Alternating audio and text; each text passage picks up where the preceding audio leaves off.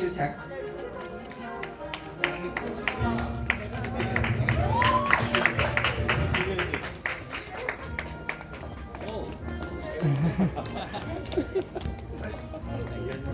No, I think yes, to stand from here. The award is presented by Mr. Guo Zhongxing, the Vice President of Asian Shooting Confederation. The youngest athlete of the 12th Asian Airgun Championship. He is only 10 years old with an outstanding performance. He got us 12th place in qualification. We appreciate the courage of this little young boy.